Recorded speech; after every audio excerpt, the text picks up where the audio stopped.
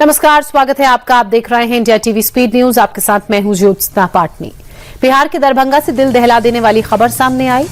वहशी ने तालाब किनारे खेल रही एक मासूम के साथ दुष्कर्म कर उसकी हत्या कर रेप कर उसकी हत्या कर दी। घटना के बाद से परिजन और लोग गुस्से में हैं। लोगों ने सड़कों पर उतरकर विरोध प्रदर्शन किया। गुस्साई भीड़ ने तोड़फोड़ और आगजनी भी की। भीड़ को खदेड़ने के लिए पुलिस ने लाठीचार्ज किया। फिलहाल पुलिस ने आरोपी को गिरफ्तार कर लिया है। उत्तर प्रदेश में मनोज वाजपेयी की फिल्म घूसखोर पंडित के नाम के खिलाफ विरोध प्रदर्शन जारी है। इसी कड़ी में आगरा में ब्राह्मण समाज के लोगों ने अर्धनग्न होकर प्रदर्शन किया और शंखनाद किया। इस दौरान प्रदर्शनकारियों ने कहा, ब्राह्मणों का अपमान बंद होना चाहिए। उनकी सामाजिक और धार्मिक भावनाओं को बार बार आहत किया जाता है। हरियाणा के सोनीपत में टोल प्लाजा पर दबंगई का वीडियो सामने आया।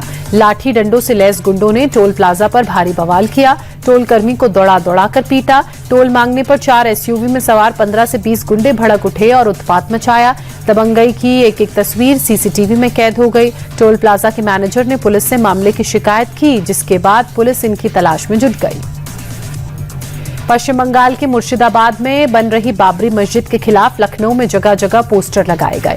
ये पोस्टर विश्व हिंदू परिषद की ओर से लगाए गए, जिनमें लिखा है, हुमायूं हम आएंगे, बाबरी फिर से गिराएंगे। इन पोस्टर के साथ ही ये भी लिखा है कि हिंदुओं की विरोधी सरकार में इस बार होगा मुर्शिदाबाद में नई बाबरी पर आर पार। इसके अलावा वीएचपी ने 10 फरवरी को मुर्शिदाबाद पहुंचने का भी ऐलान किया। लखनऊ के केजीएमयू में अवैध मजारों पर विवाद थमने का नाम नहीं ले रहा है। केजीएमयू प्रशासन की तरफ से मजार कमेटी को नोटिस जारी किया गया। बाकायदा नोटिस चस्पा भी किया गया, लेकिन अब तक केजीएमयू प्रशासन को कोई जवाब नहीं मिला। नोटिस का जवाब देने की डेडलाइन आज है, मगर मजार कमेटी की तरफ से कोई जवाब अभी तक आया नहीं है। यूपी में अवैध मस्जिदों के खिलाफ एक्शन जारी है। कई मौलाना बुलडोजर एक्शन को लेकर लोगों को भड़का रहे हैं। मौलाना जर्जिस अंसारी का बयान वायरल इस वक्त हो रहा है, जो उत्तर प्रदेश के मुसलमानों को बंगाल में बसने की नसीहत दे रहे हैं। मौलाना कह रहे हैं, यूपी में मस्जिद गिराई जा रही है। रात 10 बजे के बाद मस्जिदों में लाउडस्पीकर बजाने की इजाजत नहीं। कोई कार्यक्रम करने से पहले पुलिस की इजाजत लेनी पड़ती है। अलीगढ़ के बीजेपी सांसद सतीश गौतम के विवादित बोल एक बार फिर से सामने आए। सिंचाई विभाग के अधिकारी से बातचीत के दौरान सांसदों ने मौलानाओं के खिलाफ भड़काऊ बातें कही। उन्होंने कहा, तुम्हें डरने की जरूरत नहीं है, कोई कुछ नहीं बोल पाएगा, मेरी गारंटी है। अलीगढ़ के सांसद ने कहा, पक्षियों को भी उड़ने से पहले उनसे इजाजत लेनी होगी। दरअसल सतीश गौतम ने ये बात अलीगढ़ के कोल राजवाहा पर अतिक्रमण का मुद्दा उठाने पर कही, जो सोशल मीडिया में इस वक्त वायरल है। प्रधानमंत्री मोदी 2 दिन के मलेशिया के दौरे पर हैं। कुआलालंपुर में पीएम मोदी ने मलेशिया के पीएम इब्राहिम के साथ द्विपक्षीय वार्ता की। मीटिंग में दोनों नेताओं के बीच व्यापार, रक्षा समेत कई अहम द्विपक्षीय मुद्दों पर बातचीत हुई। दोनों देशों के बीच कई समझौतों पर भी मुहर लगी। वहीं कुआलालंपुर में आज पीएम मोदी का औपचारिक स्वागत भी किया गया। पेरदाना पुत्र भवन में उन्हें गार्ड ऑफ ऑनर दिया गया।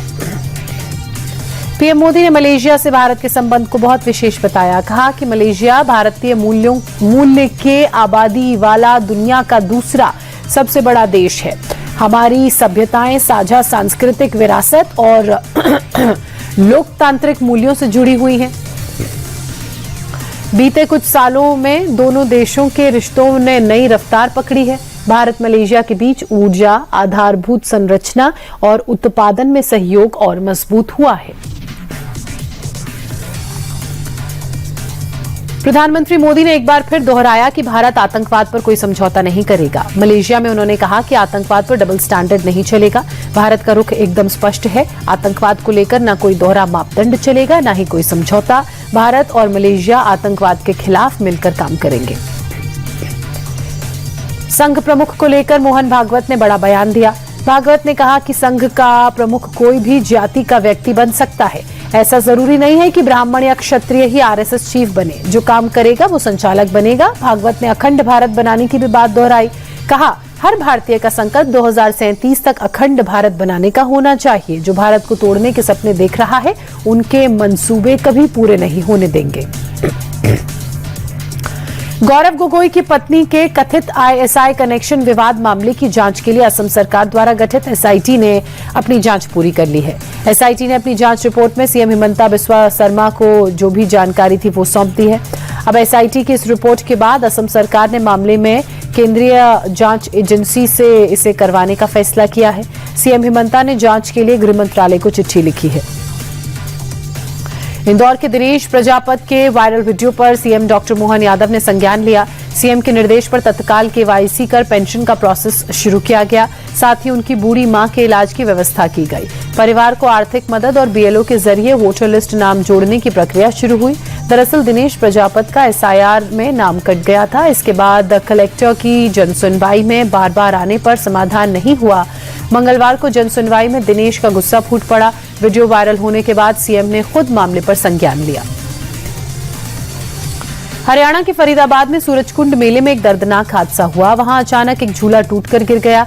हादसे के बाद लोगों को बचाने के क्रम में पलवल जिले के चांदहट थाने के एसएचओ जगदीश प्रसाद की मौत हो गई, जबकि करीब 13 लोग घायल हो गए।